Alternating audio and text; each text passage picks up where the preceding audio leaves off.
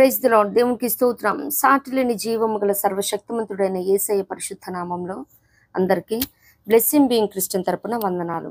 మరి మన meditations on the క్రాస్లో భాగంగా ఈరోజు దేవదూషణ అనే మాట మీద ధ్యానిద్దాము. దీనికి కీవర్డ్స్గా మత్తయి సువార్త 26వ అధ్యాయము 65వ వచనం. ప్రధాన యాజకుడు తన వస్త్రము చింపుకొని, వీడు దేవదూషణ చేసెను, మనకిక సాక్షులతో ఏమి పని? ఇదిగో ఈ దూషణ మీరు ఇప్పుడు విన్నారు. మరి యేసయ్య మీద ఏదైనా నేరం మోపుదామని ఎన్ని వెతికినా కానీ వారికి ఏమి కనిపించక అబద్ధ సాక్షులతో అబద్ధ సాక్ష్యాలతో మరి యేసయ్య మీద దేవదూషణ చేశారనే నేరం మోపబడింది అనమాట. మరి ఈ శ్రమల దినాలలో మనం తెలుసుకోవాల్సింది, దేవుని బిడ్డలుగా మనము దేవదూషణ చేయకూడదు. అలాగే పరిస్థితులు కానీ వ్యక్తులు కానీ ప్రేరేపించినా ఏమాత్రం దేవదూషణ చేయకూడదు. మరి యేసయ్య కూడా అంటారు కదా, లోపల నుండే వచ్చేవి మనుషులను అపవిత్రపరచును అని, హృదయం నుండి వచ్చేవి అక్కడ లిస్టు చెప్తూ దేవదూషణ, అబద్ధ సాక్ష్యం ఇవన్నీ చెప్తారు కదా. మరి మత్తయి సువార్తలో, మార్కు సువార్తలో కూడా మనం చూడగలుగుతాము. మనుష్య కుమారునికి విరోధంగా మాట్లాడితే అలాగే పాపం చేసిన వారికన్నా పాపక్షమాపణ ఉంటుందేమో, కానీ పరిశుద్ధాత్మకు మరి వ్యతిరేకంగా దేవదూషణ చేస్తే ఈ యుగమందైనను రాబో యుగమందైనను మరి వారికి క్షమాపణ లేదని లేఖనాలు సెలవిస్తా ఉన్నాయి. అంత మాత్రమే కాదు, కానీ మనం మరి ఇప్పుడు పరిస్థితులను బట్టి ఏదైతే మరి క్రిస్టియన్స్కి అనేకమైన అరాచకాలు జరుగుతూ ఉన్నాయో, ఊచకోతల హింసలు మరి బలిగొంటా ఉన్నారు. ఇటువంటి పరిస్థితుల్లో కూడా మరి అన్యులైతే వాళ్ళ దేవుడు ఏమైపోయాడని అంటారేమో, కానీ మనం మాత్రం నిత్యంగా దేవుడు అన్యాయం చేశాడని కానీ, దేవుడు ఎందుకు ఇలా చేశాడని కానీ మనం ఏమాత్రం దేవదూషణ చేయకూడదు అన్నమాట.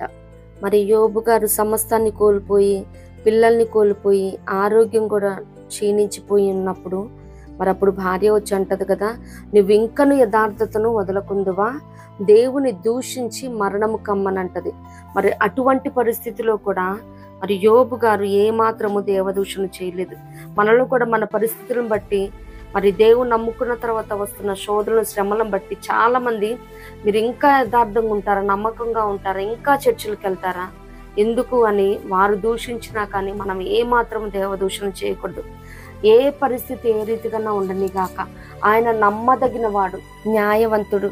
ప్రకటన గ్రంథంలో మనం చూస్తాం కదా, డంబపు మాటలను దేవదూషణను పలుకునోరు దానికి ఇయ్యబడిన లేఖనాలు సెలవిస్తూ ఉన్నాయి. మరి మనం కూడా అదే అనుకోవాలి. ఎవరైనా దేవదూషణ చేస్తుంటే దేవుడు వారికి సెలవిచ్చాడేమో, అటువంటి మాటలు పలకటానికి అటువంటి నోరునిచ్చాడేమో అని మనం మాత్రం ఏమాత్రం దేవదూషణ చేయకూడదు. ఈ శ్రమల దినాలలో అనేకమైన పాఠాలను మత్తయి సువార్త 26, 27 అధ్యాయాల నుంచి మనం నేర్చుకుంటా ఉన్నాం.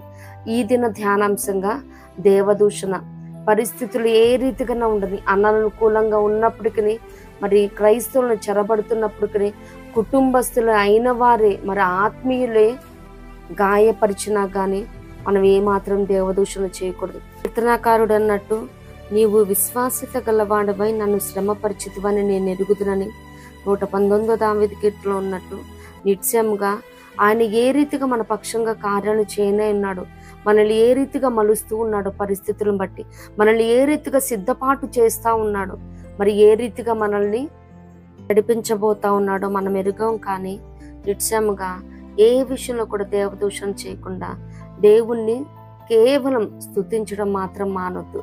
యోబు గారు చేసింది అదే కదా. ఆయన దేవదూషణ చేయలేదు, కానీ దేవుడు అన్యాయం చేశాడని పలకలేదు, కానీ ఆయన స్తుతించాడు కాబట్టి 2 పాళ్ళుగా ఆశీర్వదించబడినాడు. మనం కూడా ఎట్టి పరిస్థితి అయినా స్తుతిద్దాం, 2 పాళ్ళుగా దీవించబడదాం. ఇట్టి కృప ప్రభు మనందరికి అనుగ్రహించును గాక. ప్రభు కృప మనందరికి తోడైండును గాక. ఆమేన్.